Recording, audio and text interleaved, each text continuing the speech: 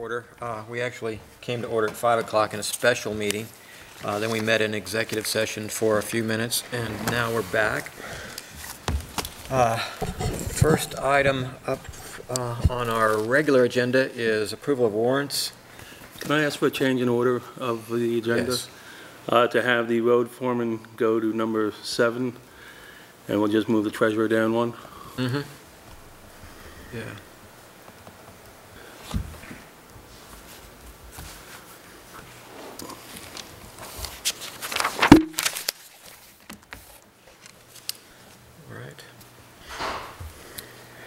The first warrant I have is check warrant number 12.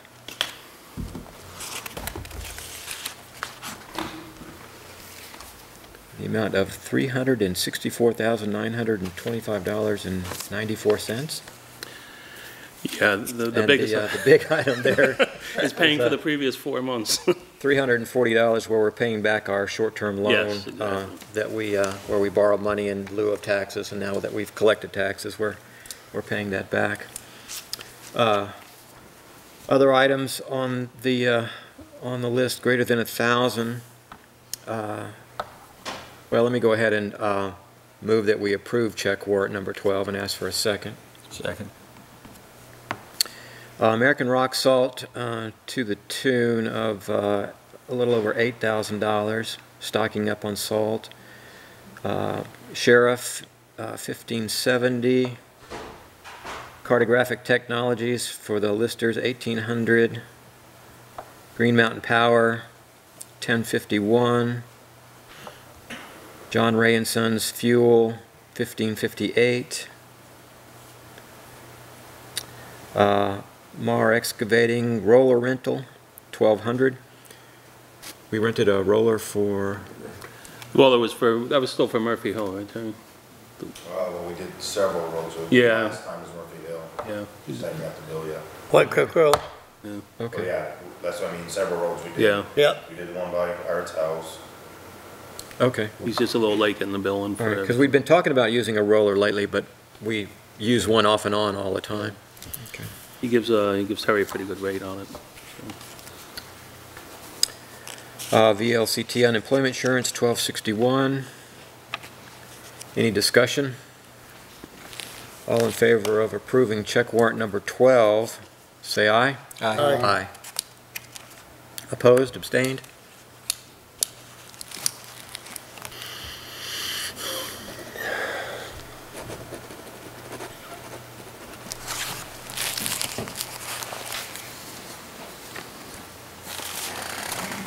Retirement warrant number 11, $129.87. I move we approve. Second. Any discussion?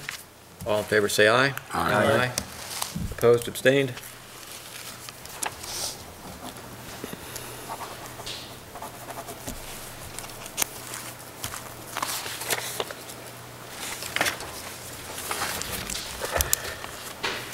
And payroll warrant number 11, $17,789.95. I move we approve. Second. Any discussion? All in favor say aye. Aye. Opposed? Abstaining?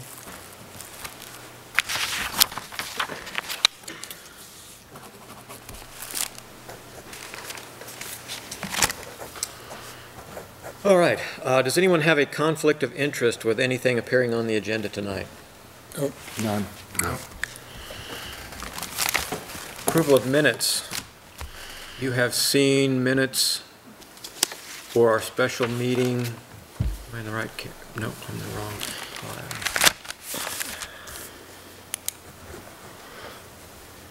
For our meeting on 11/17 with my edits, were there any? I move we approve the minutes as distributed for 11/17/14. I'll second. Any additions or corrections to those minutes? Yeah. Number 10, about the, contrary to what was said in the banner, I didn't say there was going to be a land swap. or a land swamp. It was talked about to be a land swap, and no money would be exchanged. It wasn't even mentioned about the property transfer.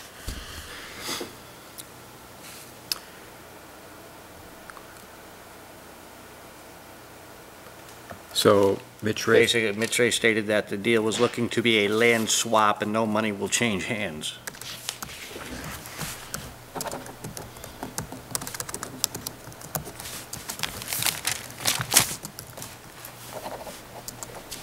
At the time, that's what it was.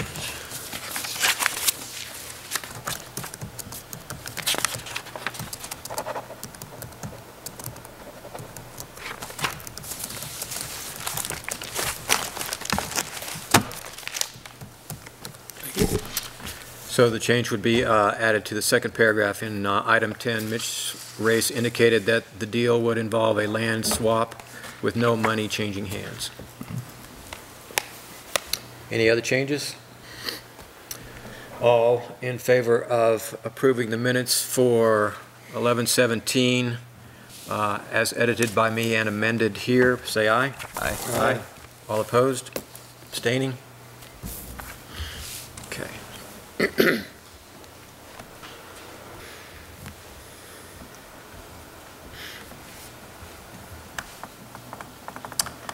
Announcements.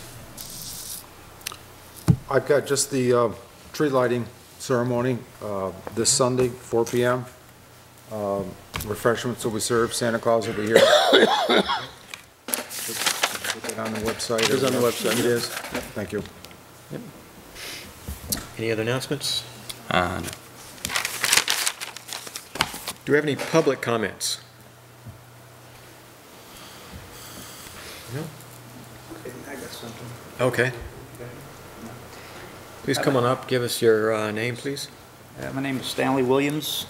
That's my wife Carol over here. And I live on 62 Square Road in Shaftsbury. And my question is, I was at a DRB meeting on the 5th of November. And there were, I guess, 2 issues that were up there, 2 agenda items. Now, my problem is with the Mr. Panesi that was on the board. When a board member has a conflict of interest and he recuses himself, is he supposed to be sidelined? Or can he come around to the other table and put another hat on and then coach these other people? When a member of a board recuses, they give up their voting rights on the issue that they have a conflict with. But they're still a citizen of the town, so they can do, as you say, take their board member hat off and go around to the other side of the table as a regular citizen and give testimony. Now, is a conflict of interest different than a recuse? If there is a conflict of interest, a recusal is usually asked for or required, recusal being where the member steps down from the board in terms of voting and engaging in conversation or debate as a board member on that particular item. So they cease to become a board member while the item in conflict is being discussed. And they don't vote on it. Okay, because the first 2 issues were conflict of interest, and the third one, I guess he recused himself on. But my question is, it was, Mr. Panesi more or less coached this guy with this whole thing, as if he was, his attorney or something, and he's giving him all this information and stuff, and as if he was working for Mr. Paul, the guy's name was. And at the time, the information that was presented to the board, for the, I think, extraction of earth resources, opening up of a gravel pit. I was there, and we questioned the commercial operation and environmental problems and all the other stuff there, and so the board required these 5 additional information that they requested that they have for the next meeting, and I guess Mr. Hutcherek, is that how it's pronounced? Cherokee. Chark. Hutcherek, okay. He had asked Mr. Paul if he can have all this information available by November 19th. And Mr. Panezzi shook his head no. And again, so Mr. Hutcher checked Rick.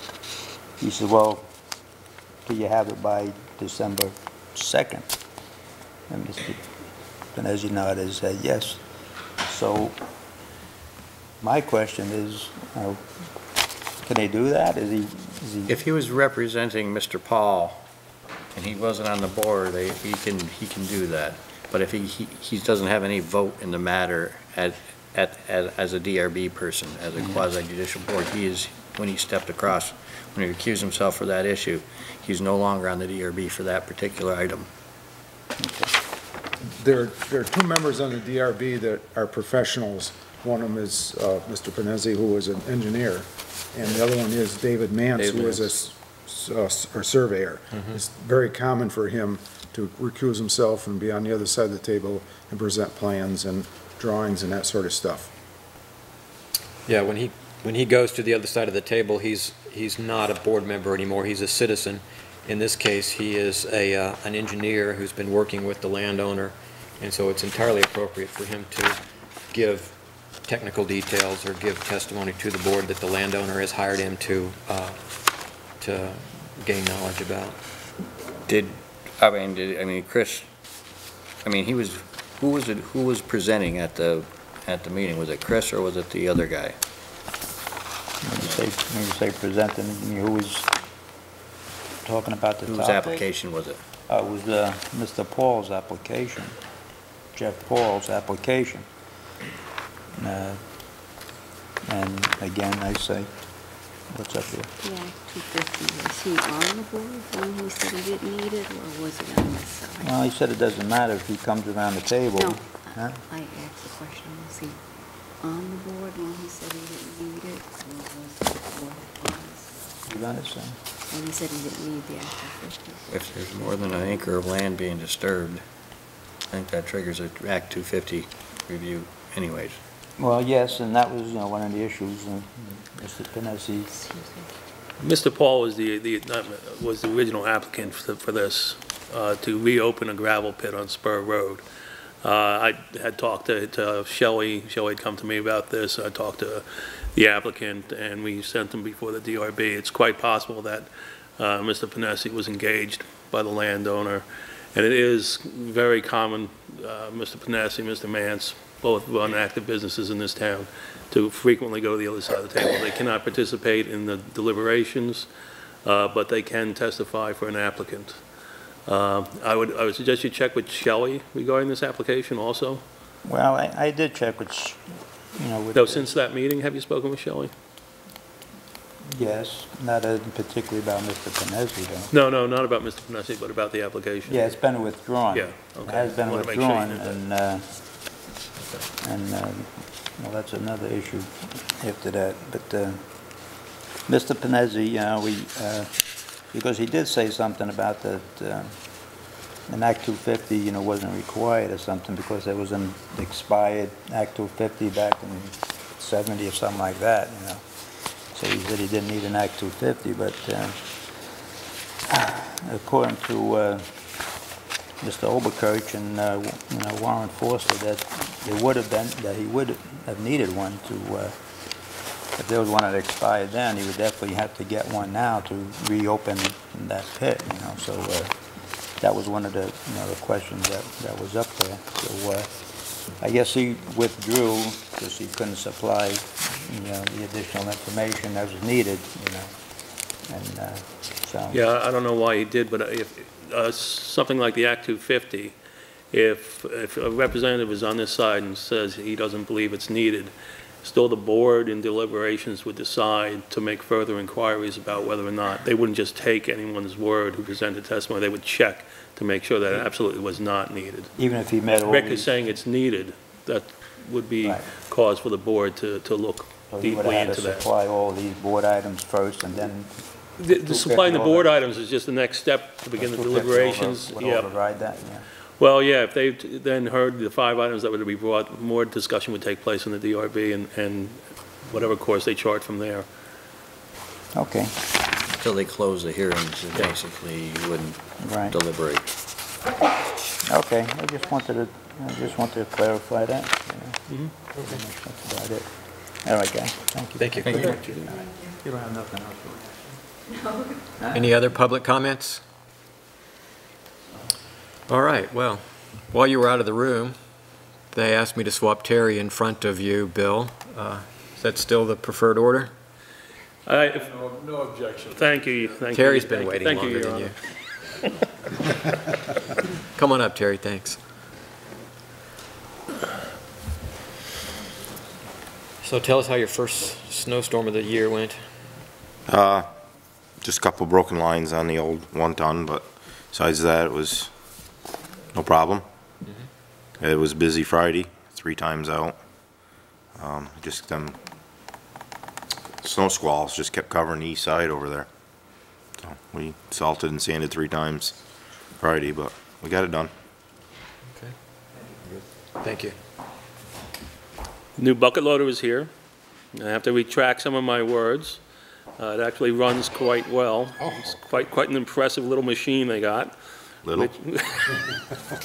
Which actually came equipped with all the lights and warning devices and everything else too. And it certainly does, it looks better than it was described, and it certainly sounds better and seems to run better. So I'll withdraw my junk comment for now. Well, I have to eat some crow too, because I was very skeptical about the description of the machine from what was there. But you guys did your homework. You went up there and looked at it and decided it was something that was in better shape than the pamphlet. Better than I guess you'd average. say, was led to believe, and so Yep. we now have a loader that can load a truck in quarter of the time it was Oh, taken yes. before, Oh, yes. and then if something goes wrong with it, we do have a backup in the way we did it before. Right. So we've got some redundancy in loading trucks. Yep, so that's one good thing that's gone well. And we completed our cold storage shed in a little less than 2 days, and the garage actually looks pretty Yes, the decent. garage actually looks very good. They've been doing a lot of work. We have the VOSHI inspection in the morning, tomorrow morning, so we're spending a lot of time trying to get it back up to some speed here. So you've built a shed out there where you Yeah. were suggesting you were going to? Okay. Under the existing roof off the back of the building. Okay. I still got, we left the rafters open, so there's an air vent about that big going to the peak, so any gas fumes or anything like that that's in that room can dissipate out, so there's no issue with, that's what we built it for, so we could put the gas items in there. I hope the steel wall on the building is fireproof wall, and I've got a fireproof door coming. It's not here yet, but it should be suitable for fire protection, and now we've got all the gas-operated devices out of the garage that weren't supposed to be there, chainsaws and kerosene heaters and tampers and anything that had gasoline in them are into this room now. Okay, good. Very good. Yeah, it's made a big difference in there. So we'll see how it goes tomorrow, and we'll take steps from there. Short one truck, or did you borrow one? No, we made do without it. This weekend here, being the holiday, I double dipped. I did the salting, then got in the sand truck and drove a sand truck, so I called today, everything is in, truck's in the shop. They're still looking at, by the 15th, we'll have the truck, so 2 weeks from now, we should have our new truck here. Good enough. Yep. What time do you think you'll be through with the inspection? It'll be all day or just the morning? No, it's only scheduled from 9 to noon, and I would expect it to take every minute of that. If it's all day, we're in trouble. Yeah, I know. We can't afford all day, really. So. We did all the basic things. We got the fire extinguisher signs and exit signs and anything we could do. The eye wash is operational and easy to get to. The panel boxes are all open. We did everything we could do, minimal cost, and We'll take the guidance from here. You know, the whole purpose is health and safety, and clearly we're going to be using the building for several more years, so we have to do what needs to be done. Yep. Very good. All right. Anything else for Tony? Tony. Tony. Tony's over there. Terry. Yeah, I call him Chris every Thanks, day. Terry. He comes- Every time, Chris.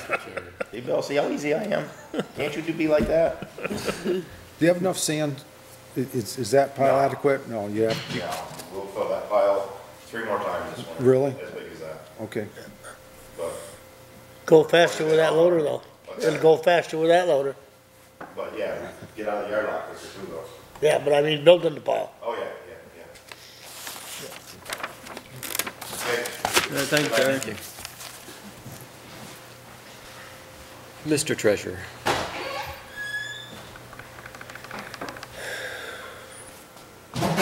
Must be the camera angle today. Everybody's coming with this. So the senior pile, Daley's not, doesn't freeze? Good evening. Good evening.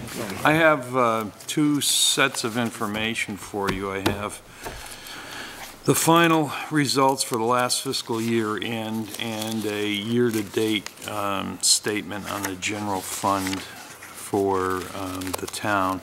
What I suggest we do, and it's at your pleasure, I won't review the budget and actual or the budget status report again. I've done that with this board probably twice.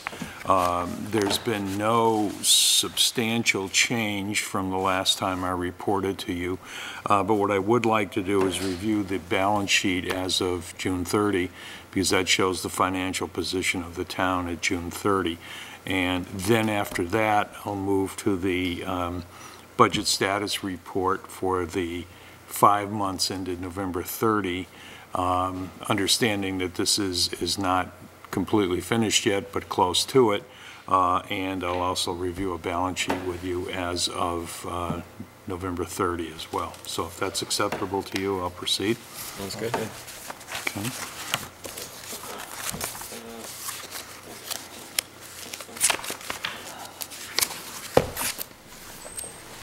Gentlemen.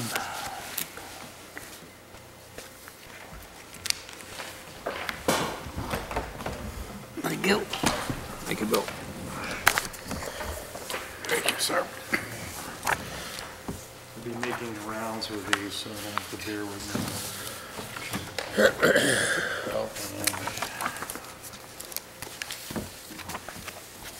think I previously provided you Yes, with I know. one, right, so you're all set with that. And let's see what else I have for balance sheets.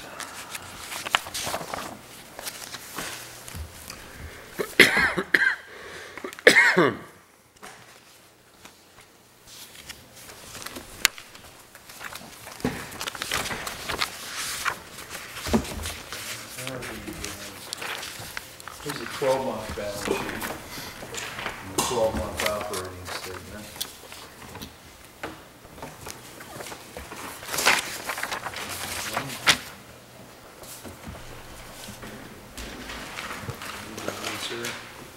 The operating statements.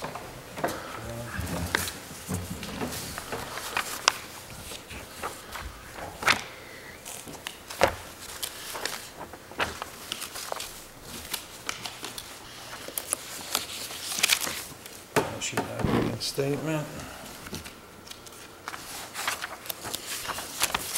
Thank you. You're welcome.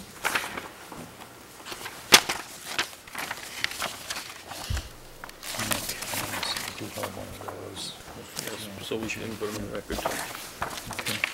So I have passed out to you a balance sheet and an operating statement for the year ended June 30, 2014. And you've seen the operating statement, the headings, but the balance sheet is headed balance sheet previous year, period 12 June.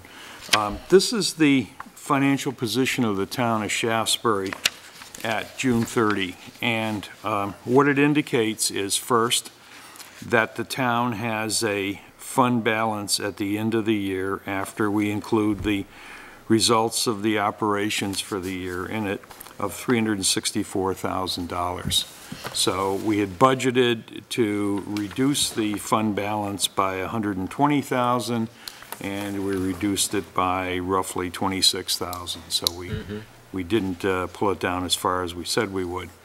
Our assets at the end of the year consist of principally cash. We had about $376,000 in cash at year end. And then we had some various smaller items. We have a petty cash fund. We have some prepaid expenses, which are things we paid for in the fiscal year ending June 30, 14, but really don't expense until the new fiscal year, the one we're in now. And then we have delinquent taxes receivable at June 30. We're about $96,000. That figure, that $96,000 is now down below $50,000, although we've added to it, and I'll talk about that in a minute. The amount showing due from other funds is a negative number, and that is obligations that the general fund has to various other funds. It's normal that there's a balance there of some amount. Every time we pay bills on behalf of another fund, we recognize a receivable, and when another fund, or we collect revenue for another fund, then we recognize a liability. So total assets about $478,000, and we have some liabilities at the end of the year.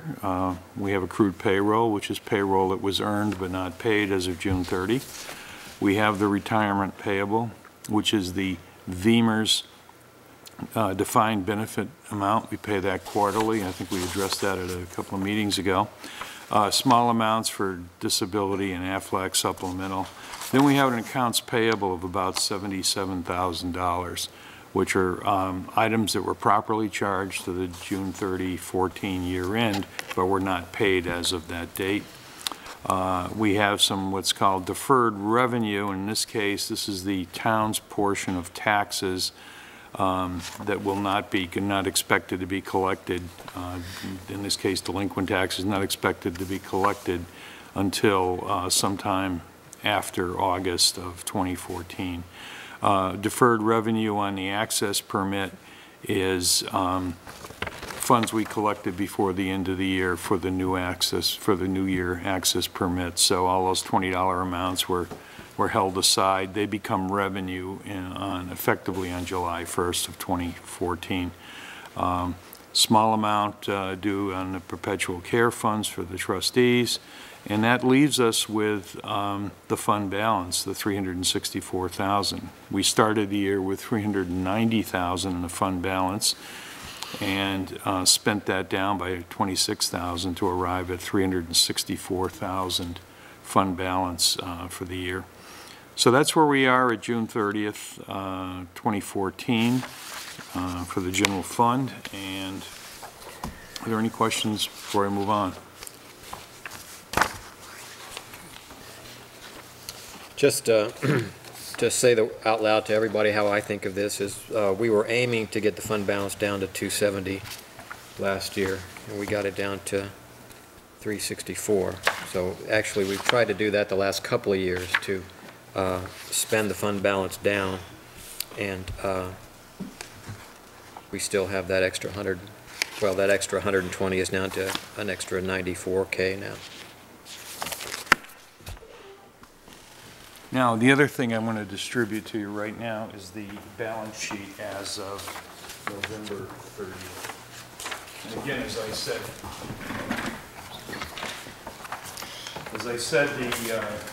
the numbers as of November 30 are not complete. We're still, getting information in. There may be some adjustments to these numbers, but this will show you where we are, essentially where we are at this point in time in the fiscal year. Our tax collections are all in at this point. And we have collected all but approximately $253,000 of the $5 million, or actually $5.7 million we billed. So those funds were turned over to those amounts were turned over to the delinquent tax collector with a warrant requesting that he go ahead and collect those. I'll note that some individuals came in 5 days late, 10 days late, so that number has been substantially reduced. Today, in fact, I received a check from the delinquent tax collector for about $26,000, which is not reflected in these numbers.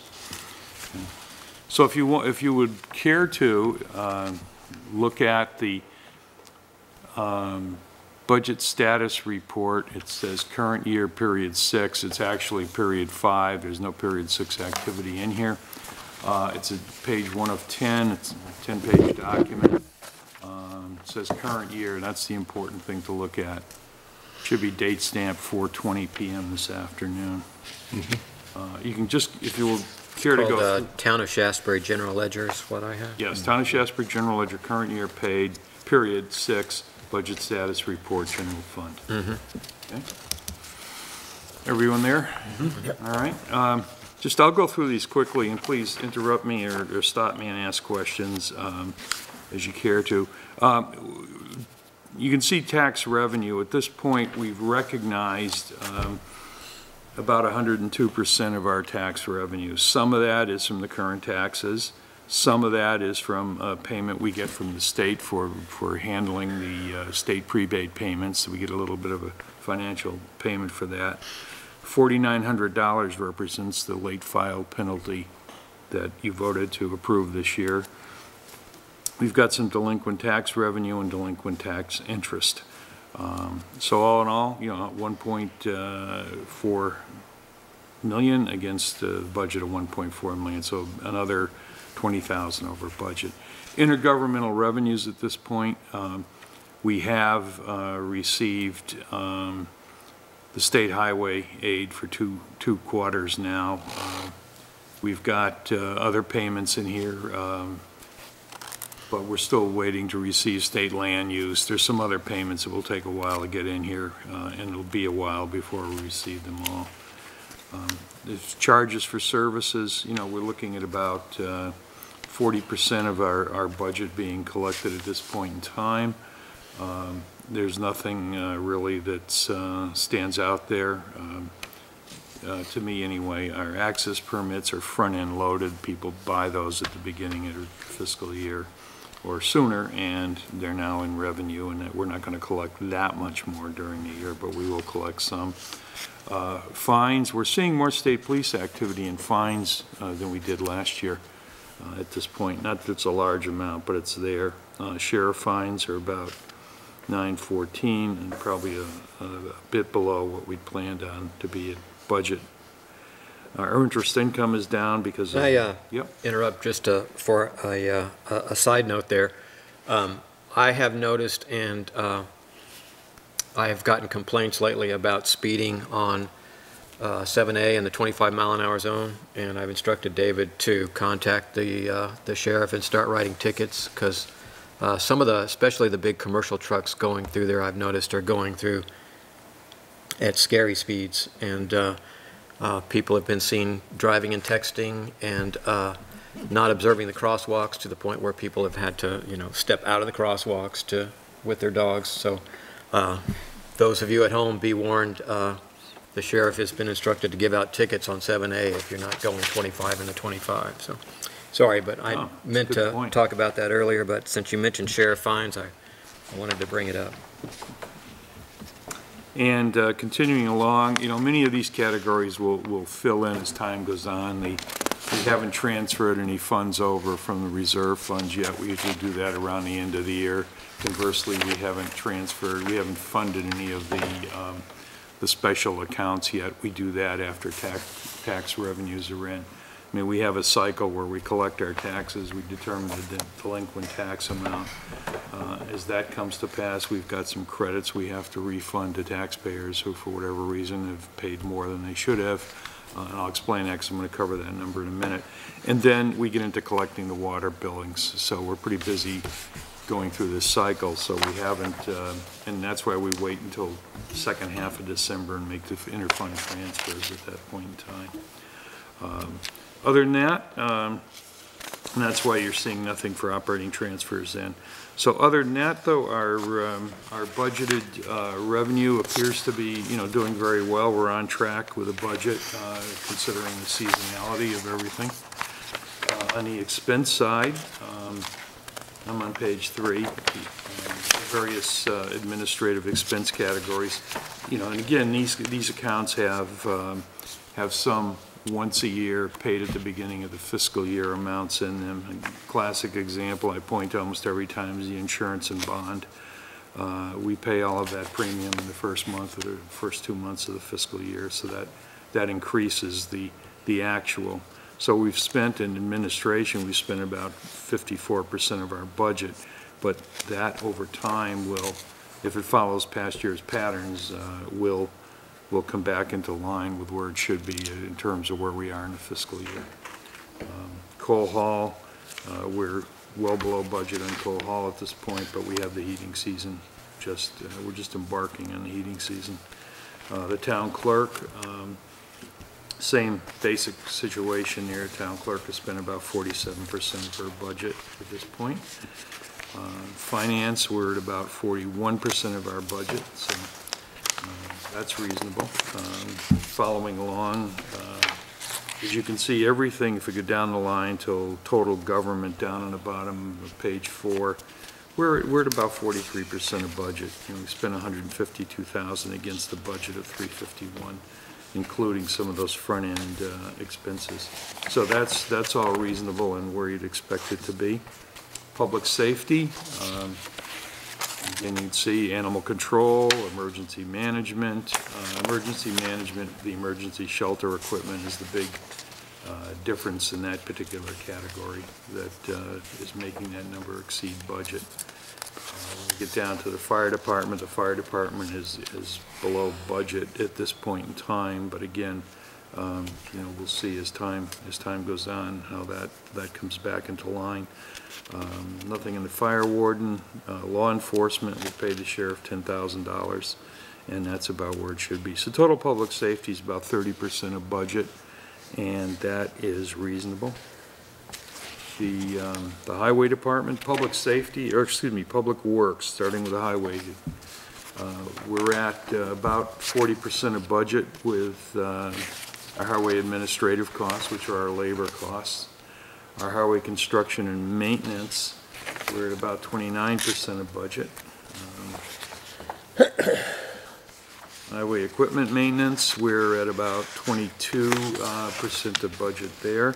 And I will point out to you that there was an insurance recovery on the 2012 International truck, and that amount is creating the negative line item there. We applied the expense there. When the bills come in, they'll offset that negative, and it'll be back as presumably an expense. I don't know the exact details of that, but that's why it's showing as a negative right now. It's the insurance check got here before the repair bills, which is good. Highway garage, as you can see, we're about 18% of budget there. We spent about $4,400. The solid waste, we're 31%. Street lights, 41%. The park, 45%. Cemetery, 40%. So overall, we spend about 33% of our public works budget through November 30. Now, that's not to say that, you know, because of the winter season we're coming into, that percentage will shift around a bit in the highway maintenance anyway. Planning and development review in total, we spent about 13% of the budget. We have not funded any community appropriations yet, and that's another activity that goes on in December. We've paid county tax. And our debt service expenditures are very close. They're within a few dollars of what we budgeted, and those are pretty planned expenses. You can see there we have spent about 99.97%. Can't get much closer than that of our budgeted expenses. Have not made any transfers to reserves yet. So as of November 30, the general fund has a fund, if you will, I don't want to call it a surplus because it's not going to be that number at the end of the year, but right now we're $806,000 ahead on But, you know, that's a number for today, and it's changing. Which we would compare to the 364 number Well, from that's the, no, you wouldn't compare that to 364. I'll show you the balance sheet. I think I've distributed the balance sheets to you. That's what we, So that's the current year's addition to the fund balance as of this point in time. So we start the fiscal year with a fund balance of 364,000, and right now our fund balance is 1.17 million. But we're going to spend down. Okay. And if we spend down to budget, you know, we'll be back somewhere around the 364 or less number. Yep. We'll Okay. see that occur. I just want to call you, any questions on the operating statement before I move on to the balance sheets? Okay. The balance sheet, I just want to show you where we are right at the point in time. Balance sheet's always a snapshot. It's the financial position at the day you prepare this statement. We have $4.9 million in cash right now, and that's wonderful, but we owe the school approximately $3.6 million of that, and that's going to be paid within 10 days to the school system. Okay. In addition to that, we have now delinquent taxes receivable of $301,000. That's last year's balance, the 97, plus this year's, less what we've collected since June 30. And so that sits at 301. We have liabilities. You know, we're starting to build up again. We paid the September defined benefit FEMA's account, so now we're building up a liability. It'll be paid after December, so now the balance there is $4,300. Little amounts in the AFLAC.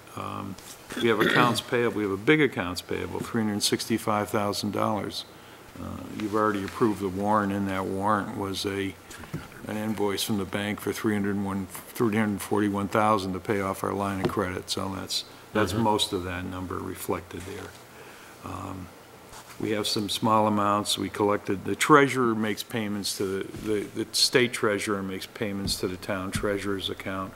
Some of those payments are for things like recording fees that belong to the town clerk. So periodically, I record those as a liability. Periodically, we reimburse the town clerk and pay the funds over to her. Okay. We have an amount called prepaid taxes, and what this represents is it represents payments that were made by taxpayers in excess of their final tax liability.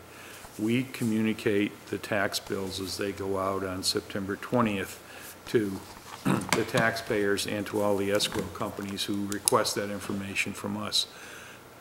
Subsequently, some individuals have had changes made to their tax bill. They finally realize they haven't made a homestead declaration, and they hurry up and get that in time, and that changes their tax bill from non-resident status to resident status, and that reduces the tax liability. The escrow company, in some cases, pays on the original bill. So we have those funds in hand, and those funds in total, and there are other reasons too. We get overpayments, we get people make an error, they transpose numbers, whatever. And what we have is the list of approximately 30 to 35 taxpayers who collectively are owed $26,000 by the town of Shaftsbury. And one of the things I'll do in the next couple of weeks is I'll draft up a warrant to repay them those funds. And that'll take care of that. We have deferred revenue, which is again the town's portion of the delinquent taxes that are not expected to be collected within 2 months of November 30. So overall, our liabilities at the moment are $4.1 million against assets of 5.2. So that leaves us with the 1.17 million in a fund balance at November 30, which, as I said, I beg you not to spend that thinking it's there. It won't be there long, to put it in plain English. So do you have any questions for me on any of this? do we usually get about got a number of prepaid taxes, obviously, the homestead stuff is already up 25, 26. That happens, Mitch. Sometimes we have individuals that don't realize that they're new property owners. They don't realize that their escrow company is going to pay their taxes, and they get a bill and they write the tax Okay, bill and then too. they get- then the So I escrow get paid. 2 tax payments for one property, and I'm going to refund one of the payments to it. So Makes sense. that happens. Usually it doesn't happen more than once with a given tax bill. It does happen, you know. And, you know, we get round-offs and everything else that go in there. As a rule, I have not refunded anything less than $1. You know, I've got a 1 cent credit in there, that sort of thing. I mean, at some point, you got to draw a line, that's where the line is. IRS, it's $10, isn't it? Yeah, they're different, but try to be reasonable with these people paying taxes and make sure they get treated properly. So, anything else from you? Well, I thank you for your attention. I know this can be a little tedious at times, but David, do we want to talk to Bill about or have Bill here when we talk about the capital projects fund? Yeah, Bill and I have been discussing in changing the budget to take out, how to phrase this, for Class 3 roadways, which receive no state funding, to create another fund to place money for capital improvement projects into that fund. That would mean, instead of like this year, we had, I think, 19,000 in the highway budget for capital improvements. We create a separate fund and fund it a little bit more robustly so that we can deal with the Class 3 roads in town. Each road, the majority of our roads are Class 3, 50 miles of gravel roads and some paved. Right now, we don't have anything really set aside to repair them. We have the maintenance budget, but some roads like Murphy Hill this year had substantial improvements made to them. And I think it's something to consider as a way of making it clear what we're using the money for, is to establish a separate fund that's simply for capital improvements on Class 3 roads. And to put in an amount there, which we can determine, that could address some issues which we mostly see in mud season, are the roads that really need the work. And then we can assign which one to do with the available funds. The benefit of having it in a fund instead of in the general operations budget is that the money is always dedicated to capital improvements. It can't be used for something else. This is only for major repairs on Class 3 roadways. For the Class 2 roadways, there's the state grant. We should have a fund to max that at $35,000 every year, our 20% share of that, and hope we get one every year to deal with the Class 2 roads, which are all paved, except for a part of Airport Road. And, you know, we could hopefully get one every year and get the full amount of that grant.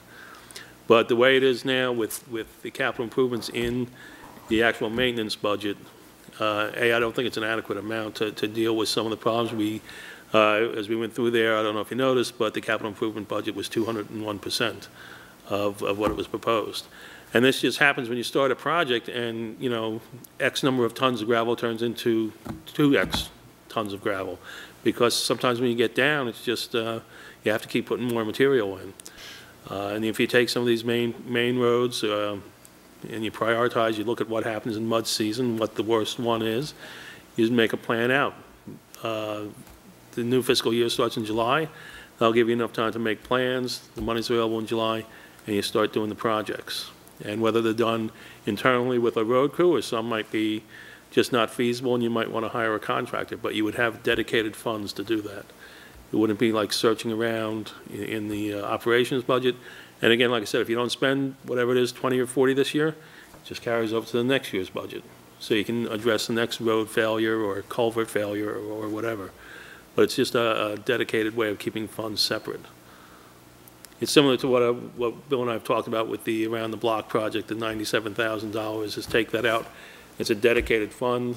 It can only be used for that and there is another delay in that, so if it doesn't get used this year, it's there next year. It's just set aside.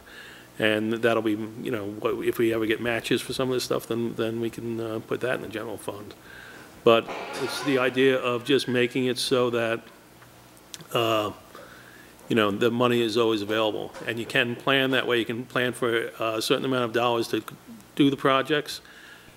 You can plan to get approved by the voters in March, And then you can pick the projects as you see how it develops afterwards. It's difficult now to sit, because Mitch, you kind of put me onto this when we were talking the last time. I was like, yeah, okay, what do we say we want to do for a capital project now in November? Because in March, we're going to see which road didn't survive the winter. And then, we can start planning out how to fix that. So I think that might be, that gives us more options that way. It is kind of hard to predict now. We can all think of one or two, but come the end of mud season, you might have a whole different. And as we get through doing these capital improvements, which have the fabric and the built up properly, they don't have the problems they have in the spring. They don't have the problems. And I think you'll see that in a few of the things Terry and the crew did this summer, that, there's some nice jobs done over on Murphy Hill and that, and I think you'll see the improvement, but you need a pile of money to do things like that. And just having it in the operations budget, like I said, is a way for it just to be diffused in other things. Dedicated budget just stays there. It always gives you that backup. Should a little bit of it build up, something happens, you still have a little extra money there. So it's good that way. That 364,000 surplus, does that include the 97, that fund balance, general fund, does that include the 97,500 that we haven't spent on the sidewalk yet? Yes. So really, it's 280,000.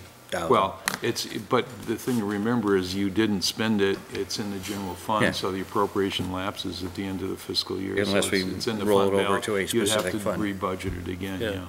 yeah. We've had, Dave and I have had long conversations about this, and, one of the issues has been, in my experience here, that, just as Dave said, we're including capital projects in the operating budget, I think under the theory that we wanted to put everything in the general fund so somebody could see it all. But what that does is it creates distortions. If you look at your highway department, what it should reflect is what the costs of maintenance of the highways are. And if you have a project that is outside of normal maintenance, such as the major project on the White Creek Road, which is near and dear to my heart, it's important that you not get caught in a timing issue if that occurs, or the paving, the sidewalks. You're not stuck with the timing issue. Once it's approved, it's set there. The voters can unapprove it later or you can recommend that they unapprove it later if you really feel you have to, but the funds are there. You don't have to worry about appropriations lapsing or anything. It also makes the accounting for and reporting of the project a lot easier, because all the info gets charged to that one account, or one fund actually, and you can see the different revenue elements, the town share coming in, you can see any grants coming in, you can see the various subcontracts going out to the construction things. I think the White Creek Road project is a good example of how we've accounted for that. And that's really what capital project funds should be used for. So, I really concur and endorse what Dave's saying. So we're saying we'll take this 97,000 and put it into a sidewalk fund for the next budget, and not be included in this, it's in this budget right now, but it's not going to happen by June 30th. Well, that's the board's prerogative, Yeah. but that's the effect of what you would be doing. You'd be appropriating to, it's like your transfers to reserves. You'd be appropriating to a capital projects fund to be used for whatever the purpose is. Sidewalk. Yeah. Just in this case, the sidewalk. Yeah, and then the 97 is just out. Out. And we don't have to look at And it and it's right pretend to now, subtract yeah. that out of there next year. It's like inflating the maintenance thing, because it's in the maintenance column in the highway, and it seems like we're spending $100,000 more on maintenance when it's just sitting there rolling from one year to the next, waiting for the paperwork to get done to start this project. And if it's just out, I think clearly people can see that this 97,000 is dedicated to one project, the Around the Block Fund. It's not going to roads or anything. I think it gets a little confusing if people see that figure in there thinking something's going on, and it's not. It's a dedicated amount of money that we would be unwise to touch to anything else, which is another reason to get it out of the general fund. That culvert in the hollow would be an example of that, right? The culvert in the hollow is an example of having another fund balance available to match a state grant. Yeah. Because at 108,000, we could get 22.4 from the state and matching that. Yeah. And that's another important part about having a capital fund balance around. because should something happen with that right away, I mean, we have the reserve, which is another important part about maintaining reserves, to fix it, but, you know, just in planning, if for some reason we get a grant for East Road or a Class 2 road project, and we get a culvert grant this year, we're going to have to come up with $55,000 to match. You know, and you don't want to turn one down, you know, because, you know, you want those grants, and both of those are on the plate this year, and hopefully they'll both come through. You haven't heard anything more on It that? won't be till March, because they go through the same thing everybody else does. They have the information on these, they have to be scaled. Basically, they have to pick, there's just so much of the pot to go around, and that's statewide. They make recommendations up north, and if you get it, you get it. Yeah. You hope you get it. We've been doing well. If we got one a year, I think that would be good. With the state of the economy and cutting of things up in Montpelier and talks of the budget, you know, I think it'd be prudent for us to have a little pile of money around especially for the Class 3 roads, because that's the part, the majority of our roads are Class 3, and we need money to fix them. And it's beyond routine maintenance, grading, ditching, trees. It's rebuilding the subsurface. I'd also note, just as not an aside, but a little more information, the report I put together for the town's annual report shows the capital projects funds as a separate report. So each major capital projects fund would be outlined there and in a total. So you could see, and the voters could see exactly which funds they've set aside and what the status of those funds are at the end of the year. Mm-hmm. That was going to be my next question, I think, is what kind of granularity in funds do we need? I mean, do we need to create a fund, go to the voters and ask for a fund for the sidewalk, and then if we do the sidewalk on the other side next year, we go and have to create a separate fund for that? Or can we have a capital projects fund and put highways and sidewalks and You could do that. stuff like that in it, and You what could would you do recommend? that. Well, I'd recommend that for major capital projects funds are for major expenditures. And you have to decide among yourselves what your definition of major is. You know, my definition might not be the same as yours, but certainly where you're talking about projects that are significant and have the possibility of kind of distorting the regular budget, then I'd say that's big enough to set up a separate fund. The record keeping should be kept at a level so that the sidewalk fund is a discrete fund. If the general capital project is we are going to introduce sidewalks into the town of Shaftsbury, and that's going to take 5 years to do it, that can all be done from one fund. But I wouldn't merge the sidewalk fund with the White Creek Road paving or with a major road improvement fund. You know, I think I'd keep those separate, at least at the record-keeping level. You certainly can, and it would happen in the financial reporting. They can all get consolidated together in a total capital projects fund. But the first question someone's going to ask when they see total capital projects fund, what's in the total capital projects fund? You're going to have to go to the next page and see the funds broken down.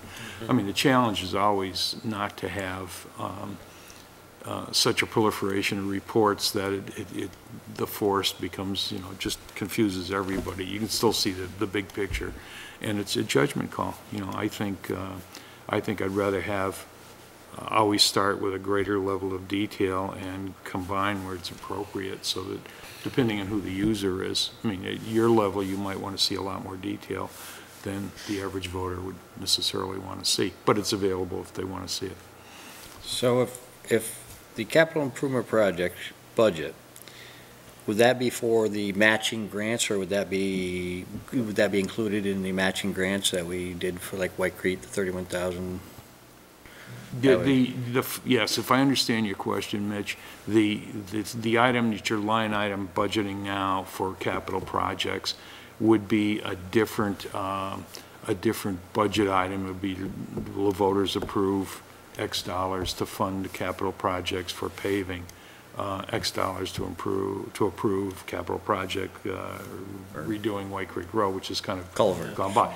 Culvert projects, projects like that, and then with that approval, it's out of the operating fund budget, the general fund budget, so you're not throwing that around, because you look at it one year and say, gee, we spend $3 million in our general fund, but we didn't really. We spent $2 million, but we had $1 million, big year, $1 million project. So it's to avoid that distortion from year to year. And I would like to see it broken down to, because I think there's a distinction that would be helpful to the voters to know too, between Class 3 and Class 2. The Class 2s would be our match to the state. And the Class 3s are funding our own roads ourselves. And I think that's a distinction that would be helpful for the voters to know. I think so. And then as we break it up, you can see the Class 2 fund would be this much on this road, and you could, for people who want real detail, we could break it down even more to how much was spent on gravel and fabric for the road, because everything would have a place to go. And that would basically come out as, if we get these grants, this is what our matching funding would be for the Class 2 roads. For Class 2. And then Class 3s would be what we'd have to spend on our town for the rest of the. Yeah. I like And it. Class 2 is 35, to me, it's 35 every year. If the max from the state now is 175, always budget for the max. I mean, why stop at 1,900 yards when you can get 2,000 yards? I mean, you know, one year you might not get it, so it's a fund, it carries over to the next year, you know? But I can't really conceive of us not getting some kind of grant every year. I'm good. I've liked the idea since I first heard about it, and since, like I've said before, the last couple of years, we've been having to do the mental arithmetic with the 190,000 for the sidewalk, and remember, it's not really there and all that. But I'm guessing a potential downside, and I don't know that it's a big one, but conceivably, if we took money out of our highway maintenance budget and put it before the voters and asked for it as a, to create a fund balance, and they said no, then we would have a shortage of maintenance funds for doing things like, you know, laying fabric on roads. Well, if we took the 97, the amount of the 97, which is in the maintenance right now, cannot be used to maintain the roads. Yeah, I'm talking about your Class 3 road fund. Yeah, well, yeah, the Class 3 road fund would be something new to elect with that. This is the money we need for capital improvements to start them off, whatever amount the board decides to set for that. If it's voted for, then we have the money to spend for capital improvements. We'd still have the money in the budget to do all the routine maintenance, but we're talking about really aggressively rebuilding stretches of road. And I think we can all agree there's some parts and stretches of roads that need to be repaired. And by the time we finish them, there'll be some new sections that need to be repaired. But it's the way of getting that money out there and separate, so it's not confused with, this isn't money for the guys that do the routine maintenance. This is to set out and do the big projects. I think it's going to give Terry a little bit more guidance too. Terry seems to, just kind of says, well, I'm going to do this road or something like that. I think this will make it a little bit clearer as to what he can do and how much he's got to spend. Yeah, and we're going to have to be very accountable because it is a fund. Yep. We have X number of dollars, and we're going to have to show where every X amount of dollars would be. When we buy stone, each load is going to have to be dedicated, because we did get a bill where it turned out to be weeks and weeks worth of stuff that kind of I had to go through and get Terry back to go through to figure out where all the stone went. Yeah. Okay. So this would make it very clear. If we said we're doing, you know, X dollars of work on I don't know, Twitchell Hill or something, we'd have to show that we did X number of dollars on Twitchell Hill. Yeah, I just think we have to make sure we do our homework with the voters and make sure they understand, you know, what this is, and it's not new money for new things. It's money for things they want, for roads that we have been spending. We're just accounting for it differently. So we have to go in front of the, for the capital improvement budget, we have to ask the townspeople to spend it? We have a capital improvements line. Yeah, well, that's the idea, is that Just fund it? we're taking it out of routine maintenance budget and Okay, putting it in a reserve fund. Because we're putting it in a reserve fund, we're allowed to spend it from one year to the next without rebudgeting Yeah. it, so it Makes does sense to require me. voter approval. And it doesn't change the overall amount that we're asking for, Total budget. because That's right. we've been asking for the 97, you know, year after year.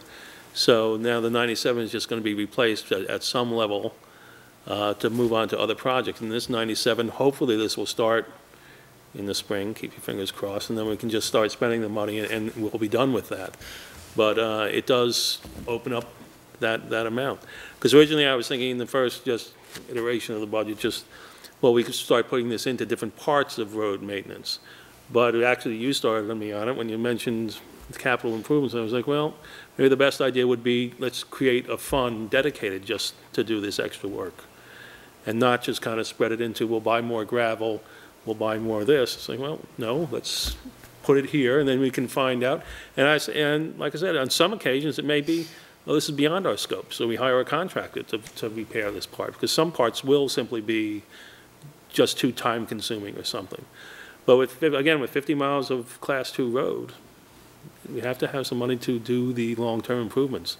And whatever you see now, by the time we finish them, we'll have a whole new list. Because they're dirt. Okay, very good. Thank you, Bill. Thank you. Thank you. Thank you for your time.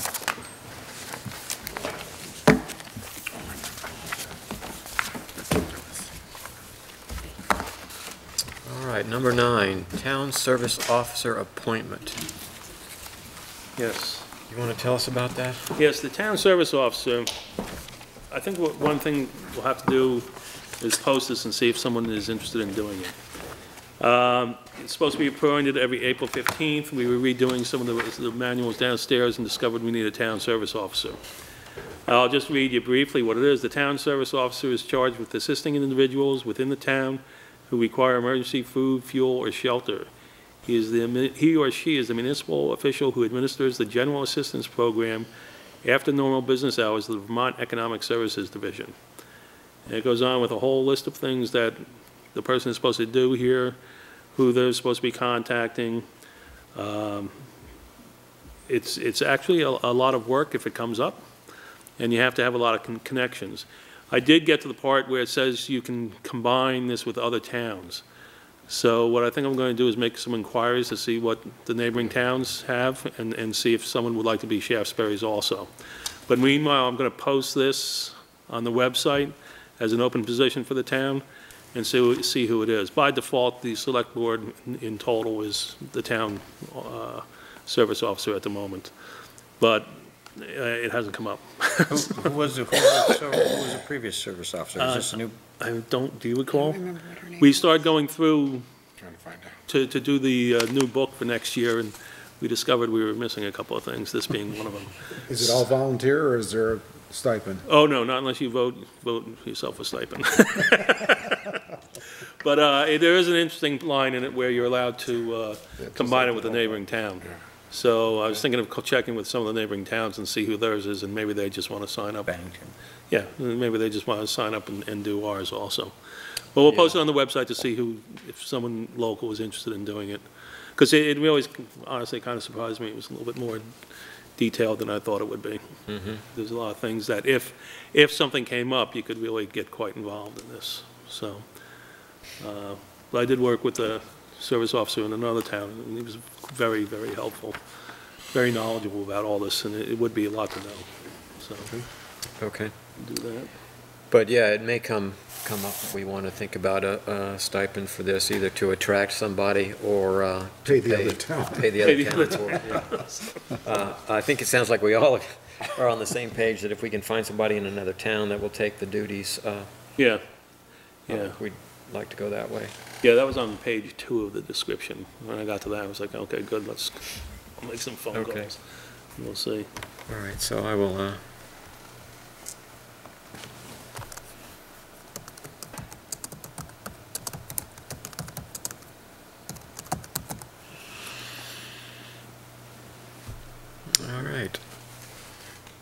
We're up to town administrator's report.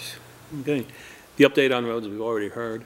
The pallet, you had asked about the road sealant. Pallet is approximately $2,800. That's what Norm pays for one pallet. One pallet. Yeah, it's okay. $2,800. Yep, so Norm got one last year, I think he told me. I think I had in the budget for, basically, that would make a little under 2 for us for next year. But kind of rethinking that with Terry now anyway, so we'll banter that around and see what the new numbers come up with. Okay. After speaking with bill today in the meeting. I'm going to put out more or less version 2 of the budget for everyone to look at and readjust some things. And there's a few things I would like to stay in and a few things that might have to go, because we still have the question of, as you saw, it was 364 is the reserve, is the funds now, and 120 is supposed to go into funding this year. So still want to make it come out the same level funded, or even a little bit below, because we still have that 97 to be moved. So From the 360, yeah. So I'll have a whole new version for you to come out this week, so we have something new going in next week when we have highways in, and Trevor Mance. And as Mitch knows, part of my predictions have come true.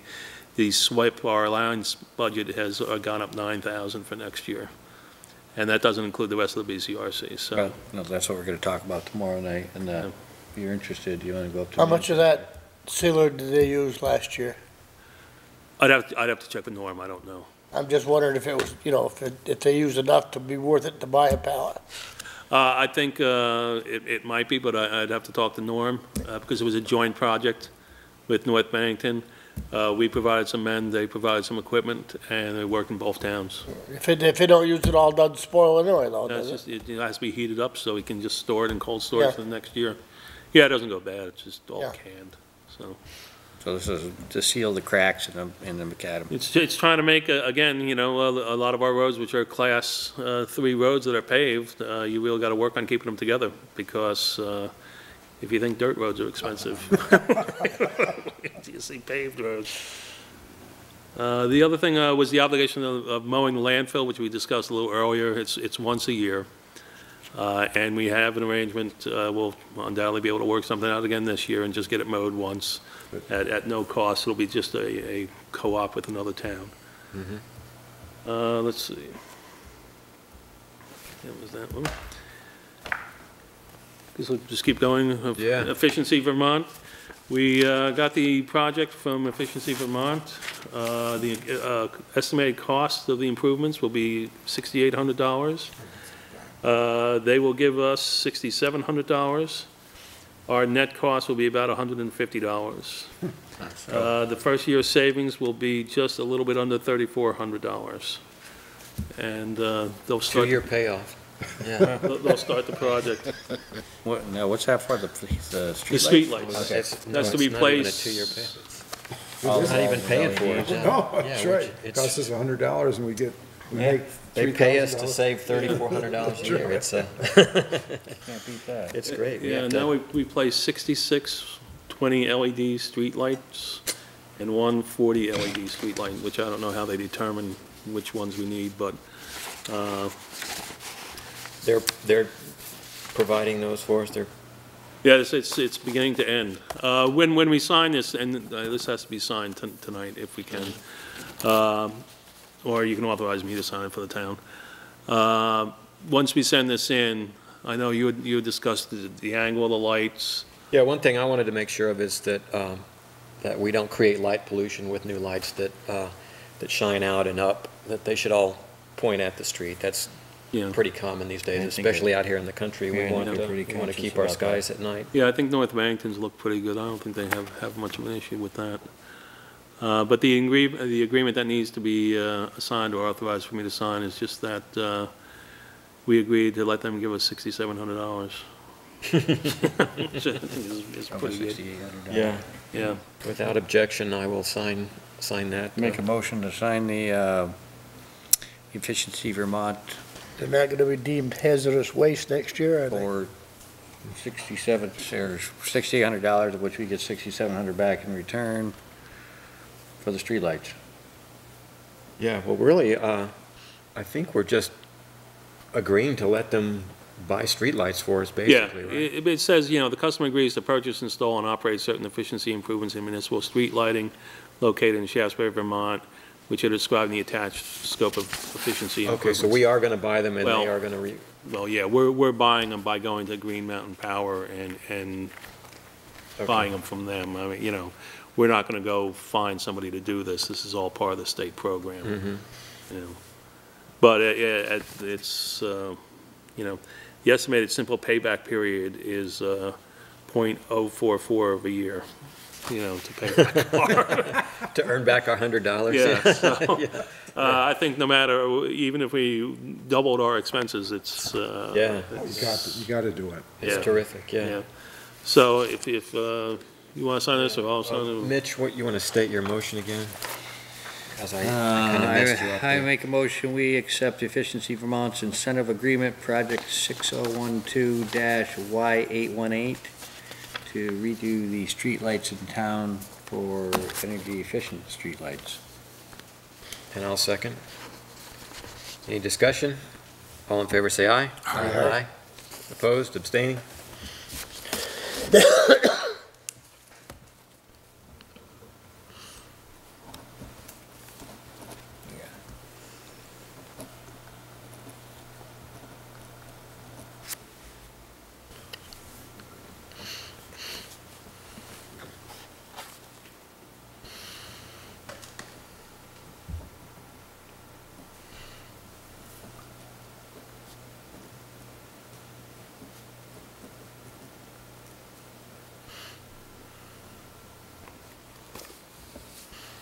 Okay. It's going to need an account number. Yeah, I'll pull this stuff up tomorrow. Okay, the next item on the agenda is I need approval and signature for the CAI Technologies, $1,800, which was in the warrant, but this is the agreement. This is to put the things online that we had discussed earlier. To publish the town's GIS to the internet.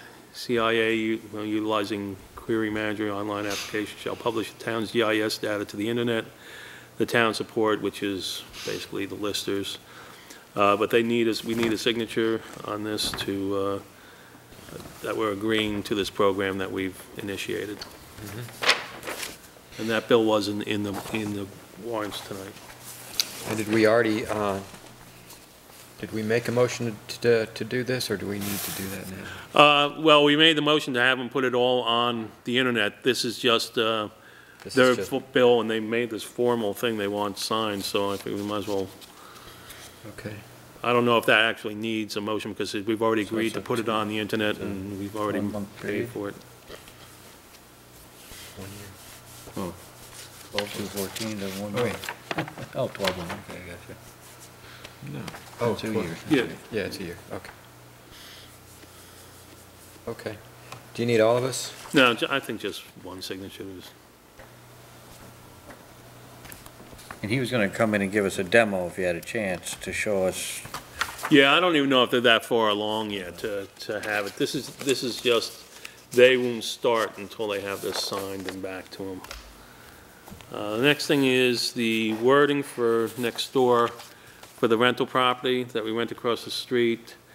The most significant change that Merrill Bent from Wilmington's office was to add that the most significant proposed change would essentially void the lease in the event the property is sold, but still give the town the option of allowing it to remain should any buyer wish to keep it in place. It's kind of difficult to understand that, but if the lease language, what they're suggesting is to put into the lease that if the property is sold, we would have the right to cancel the lease. We'd also have the right to put it on. But Merrill thought that the wording should be put in to that effect. For the rest of it, there really was no objection to it. She only added one line, and that was it. And this is a rough draft because I asked her to please try and get me something back by this evening. But it just basically says, should lessees elect not to exercise the right to purchase under this paragraph, then this lease shall be void, and any interest lessee may have in the premises shall be extinguished immediately upon transfer of ownership of the property, unless the party shall otherwise agree in writing. So that's kind of a mouthful, but I'm pretty sure that's not what Dennis wants, though. I think what Dennis, in order to sell his property, would like to be able to say, yes, I've got parking spaces for it. But he doesn't. He leases parking space, so that new owner would have to lease it. Right. I mean, we're not saying he can't lease it. They can't lease it. but as soon as he sells it, it's no longer with McCarthy, it's with this other person, it has to be documented as such. Yeah, I thought we decided that we were happy as long as we had a bailout clause in there, like 30 days and we can bail out. We're happy to transfer it to the new owner. You own it? Okay. That was my impression too, Well, that's, I mean, it's saying that we can transfer it to the new owner if they No. want. No, it says it ends if he sells it, so. I see. It ends and we have the right To to renew. Renew but with the it- new owner. It makes it very terminal here, where lessee may have, any interest lessee may have in the property, which would be Dennis, may have in the premises shall be extinguished immediately. Oh, yeah, because it's. And then upon transfer to the new owner, And the new person. the party shall, upon transfer of ownership of the property, it terminates, and then we can do it again. We can just lease with the new owner. Right. I mean, if you want, I can have her work something just to make it more straightforward, as in we have 30 days to renew the lease with the new owner. Well, I think we have, in there, we have a termination clause, right? That says, for any reason, we can. Well, we can terminate it. But at any that, lease. that contract is for the lessee, which is McCarthy, it's not the property. Right. So we have to change the contract anyways, and I think that's what the lawyer's trying to say. And it just gets him to come to the table and say, okay, yes, sign the same thing we had with Mr. McCarthy. So I guess Otherwise, he has a piece of paper. Does he become the lessee just because he bought that property? I don't think so. That's a good point. Well, at least can, Yeah, I think it's with Mr. McCarthy when he sells it. exactly. So you do need to Say have again? it extinguished when he sells and redo it. Because basically, it's just saying that Dennis is part of selling the property, cannot promise the lease with it, Exactly.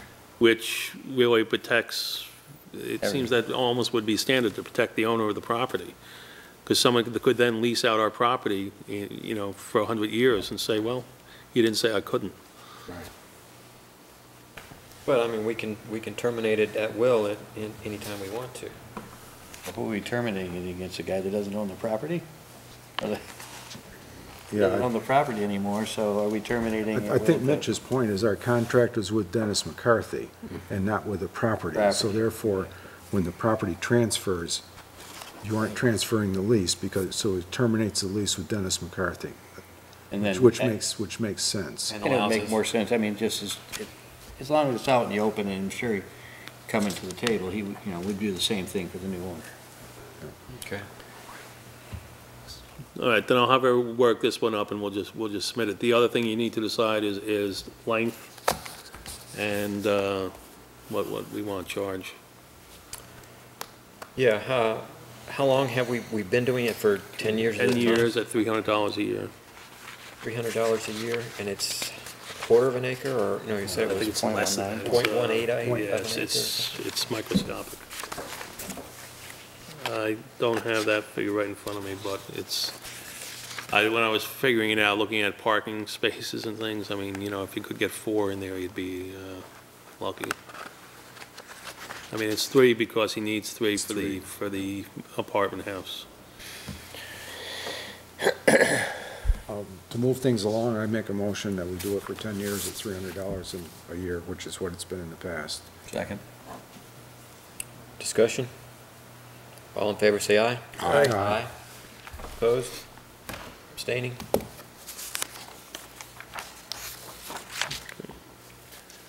Next thing on the agenda is grand list errors and omissions, and this is the return of the Mance property, which we discussed earlier today.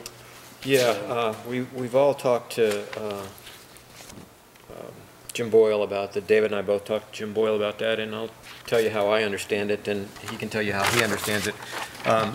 This is a routine thing. It doesn't change our value in the property, our tax values from the property. It's just last week I didn't understand what was happening. It sounded like 2 things were happening that were causing the valuation to go up at one place and down in another and stay the same. That's not really what happened. Our valuation of the property has not changed. What's changed is some more technical allocations of that evaluation relative to state tax. And there were some numbers that were too low, and a homestead exemption with the state that he was not getting. And so those numbers were moved around so that he's getting his homestead exemption with the state.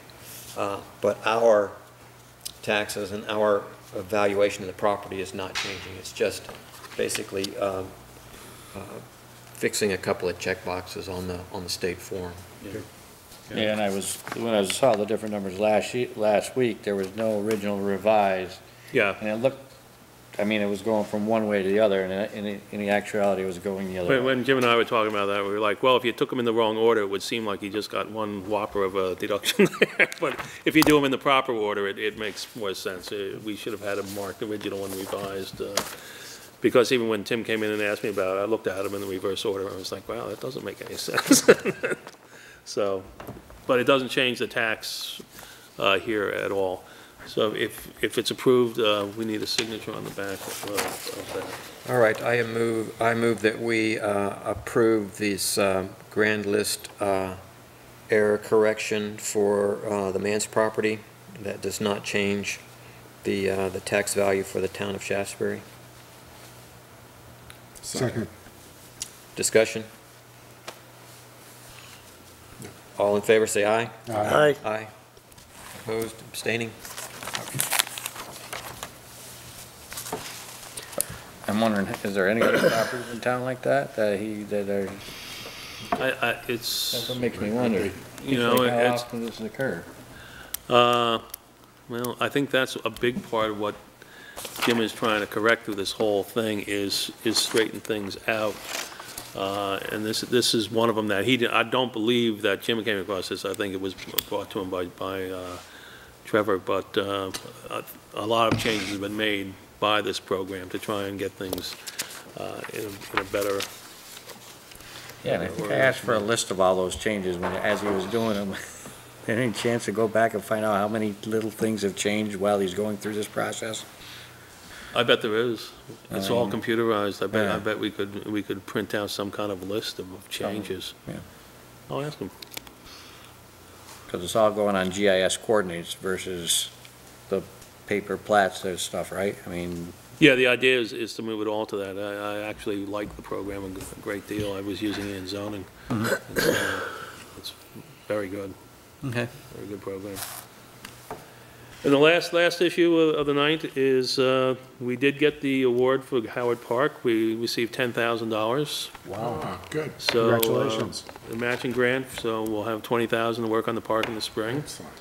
So Wow. it was very good. Good. Yes. Thanks to, thank you, Jen, for the work that you did on that grant.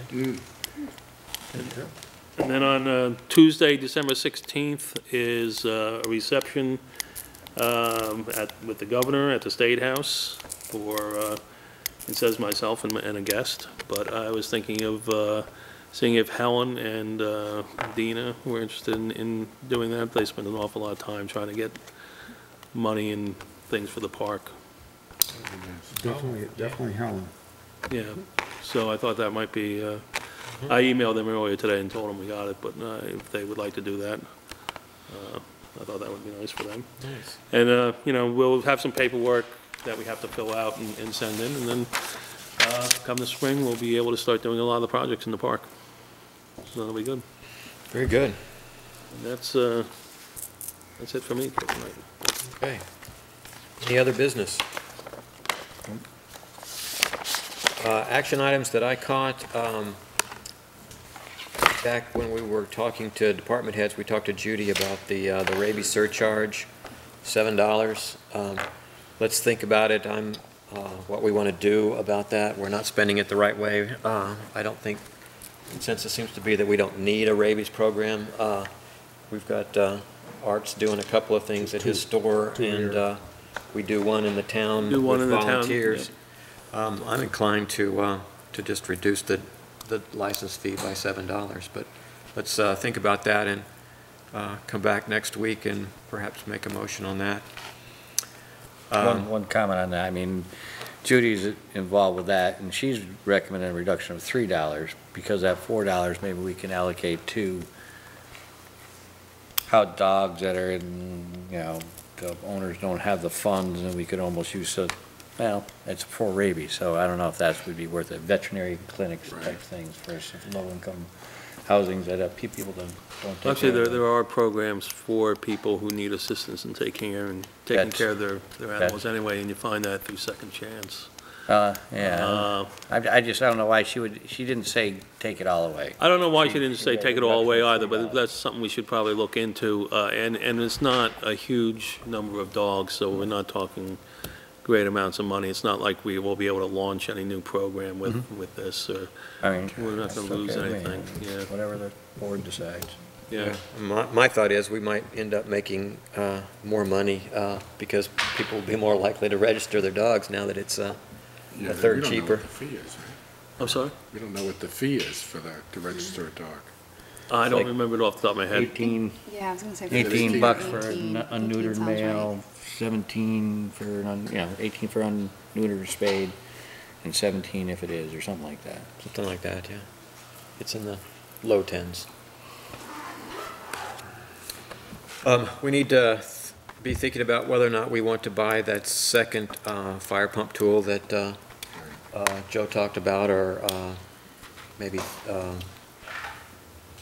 we don't, again, he said it doesn't have to happen this year, but it might want to happen next year. We need to think about that.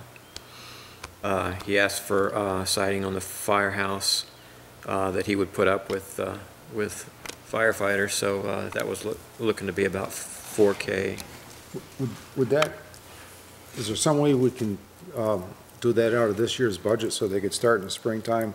Otherwise, if we put it in the next year's budget, it can't be done until after July. Yeah, it would have Is to be that not done right? after July, yeah. I just, how Not much money. come July, everybody, you got vacations and everything else. I just think people would be more willing to volunteer their help come springtime. I think that's a good idea, yeah. Think about squeezing it out of this year's turnip instead of budgeting more money for it and putting it off a year. Yeah. I'm not sure. We'll see where we can find some. Yeah, David, you can look and see what you can find in the budget, and then we'll talk about it next time. And then, David, you were going to look and see if one of the surrounding towns has a town service officer that would like to do for us. And yes, we might consider a modest stipend if we could get him to do that. It might be worthwhile. All right, I move we adjourn. Second. All in favor? Aye. Aye.